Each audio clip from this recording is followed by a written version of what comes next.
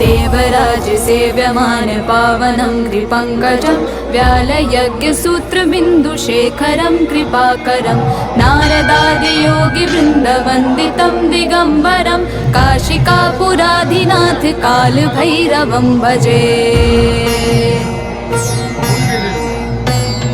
भानुकोटिभास्वरं भवाब्धितारकं परं नीलकण्ठमीप्सितार्थदायकं त्रिलोचनं कालकालमम्बुजाक्षमक्षशूलमक्षरं काशिकापुराधिनाथ कालभैरवं भजे।